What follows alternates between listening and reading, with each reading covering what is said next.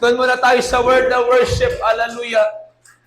Ay naniniwala ako na ang worship sa Panginoon, sabi nga, it's not about the song that we sing, but about the sacrifice that we bring.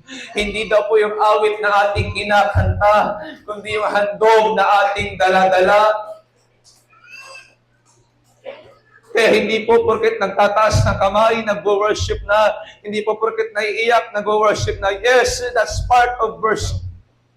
Pati po yan ang worship, yung pagtaas ng kamay, yung pagtutulot ng ating luha, mga kapatid. Kasama yan kapag we-worship natin ang Panginoon. Pero yung totoong worship na sinasabi ng Biblia, kaya nga sumagot yung bagong tipan. Romans chapter 12 verse 1, hallelujah.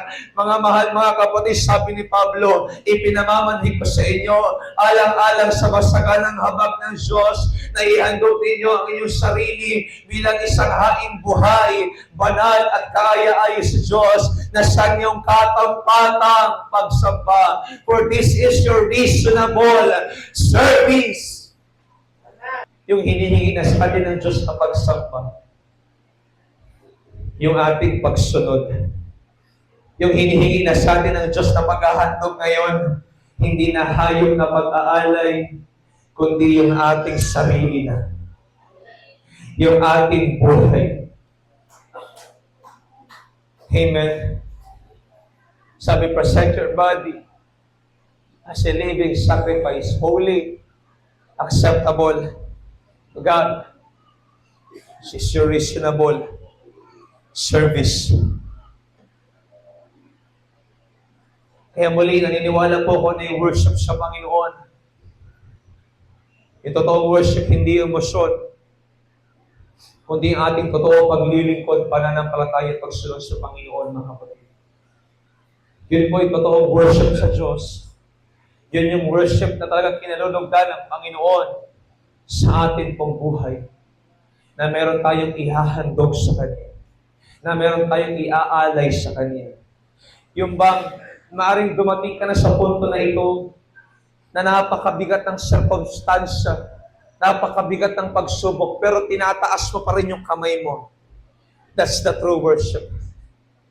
Yung kahit wala kang pinansyal, kahit wala ka pang assurance doon sa pangako ng Panginoon, wala ka pang natatanaw doon sa ipinangako sa iyo ng Diyos, yet nagtataas ka ng kamay, yet nagsasabi ka, Lord, pupurihin kita, sasambahin kita, luluwalhatiin kita, itataas kita sa aking buhay. Doon makikita ng Diyos yung totoong worship. Doon makikita ng Diyos yung tunay na pagsamba. Doon makikita ng Diyos yung totoong pagsamba. Hindi lang naman nakataas yung kamay, kundi nakabukas yung puso na, Lord, I'm willing ako purihin ka, willing ako sambahin ka, willing ako sundin ka. Hirap man ako ngayon, may pagsubok man ako ngayon, may problema man ako ngayon, but I am willing. Nandito pa rin ako, nag-iinig ko sa'yo, nandito pa rin ako, sumasama sa'yo, nandito pa rin ako, magpapagatin pa rin ako, nandito pa rin ako, aamin pa rin ako, nandito pa rin ako, magsasaw up sa fellowship, magsasaw up sa aking ministry, at kapag nangyari yun, doon nalabas yung totoong worship. Doon nakikita ng Diyos, anak, pumasa ka sa test. Hallelujah. Anak, pumasa ka sa exam. Church, kaya po, sa darating na linggo na ito, kung may pagsubok na darating sa buhay natin, anumang pagsubok yan, magsimba ka pa rin, magpuri ka pa rin, sumamba ka pa rin sa ating Panginoon. Amen. Kasi doon makikita ng Diyos yung totoo mong pagsamba sa Kanya.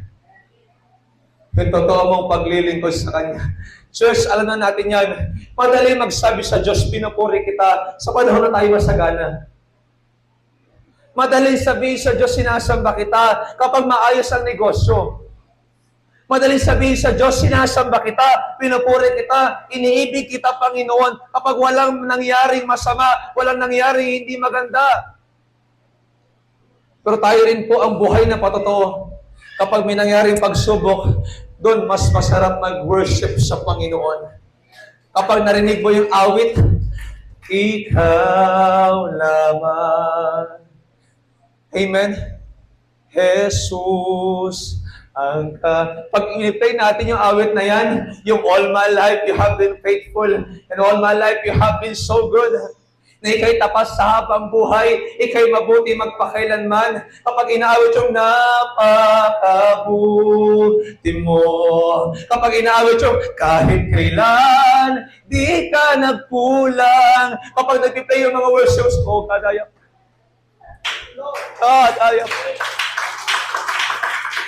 Hallelujah, God. Halakpakan natin ang Panginoon.